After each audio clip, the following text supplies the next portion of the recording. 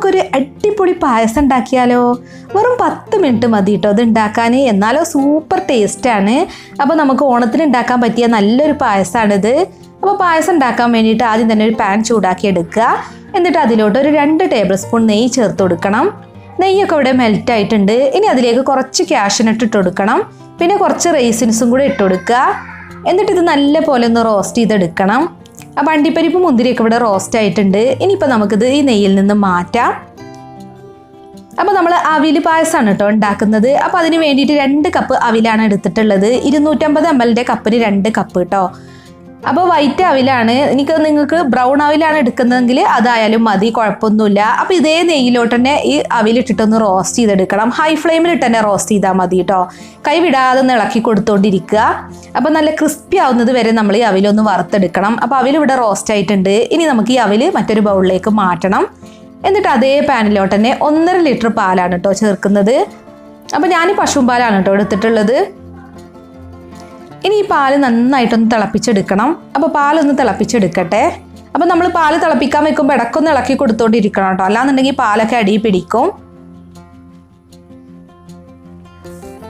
അപ്പോൾ പാലൊക്കെ ഇപ്പോൾ ഇവിടെ നല്ല പോലെ തിളച്ച് വന്നിട്ടുണ്ട്. ഇനി നമ്മൾ വറുത്ത് വെച്ചിട്ടുള്ള അവിൽ ഇതിലേക്ക് ഇട്ട് കൊടുക്കണം. കണ്ടോ, അവിലിപ്പോൾ നല്ല ക്രിസ്പി ആയിട്ടാണ് ഇരിക്കുന്നത്. അപ്പോൾ നമ്മൾ കൈകൊണ്ട് പൊടിയുന്നൊരു പരുവാവുന്നത് വരെ അവിൽ വറുത്തെടുക്കണം കേട്ടോ. അപ്പോൾ നമ്മൾ ഇനി അവിൽ ഇതിലേക്ക് ഇട്ടിട്ടൊന്ന് വേവിച്ചെടുക്കുകയാണ് ചെയ്യേണ്ടത്. അവിലായതുകൊണ്ട് തന്നെ പെട്ടെന്ന് കുക്കാവും, അധിക സമയമൊന്നും വേണ്ട. പിന്നെ നമ്മൾ അവിൽ ആൾറെഡി വറുത്തതുമാണ്. അപ്പോൾ ഒരു ലോ ടു മീഡിയം ഫ്ലെയിമിലിട്ട് അവിലൊന്ന് വേവിച്ചെടുക്കുക. അപ്പോൾ കണ്ടോ അവിലൊക്കെ നന്നായിട്ട് കുക്കായിട്ടുണ്ട്. അപ്പോൾ നമ്മൾ ഇതുപോലെ ഒന്ന് എടുത്ത് നോക്കുക. കണ്ടോ അലിഞ്ഞു പോകുന്നുണ്ട് അവിൽ തൊട്ട് നോക്കുമ്പോൾ. അപ്പോൾ നന്നായിട്ട് വേവിച്ചെടുക്കണം കേട്ടോ അവിൽ. അധിക സമയമൊന്നും വേണ്ട, ഒരു 2-3 മിനിറ്റോ അല്ലെങ്കിൽ ഒരു 5 മിനിറ്റൊക്കെ മതി. അപ്പോഴേക്കും അവിൽ കുക്കാവും. ഇനി ഇതിലേക്ക് മധുരത്തിന് ആവശ്യമായിട്ട് 1/4 കപ്പ് പഞ്ചസാരയാണ് കേട്ടോ ചേർക്കുന്നത്.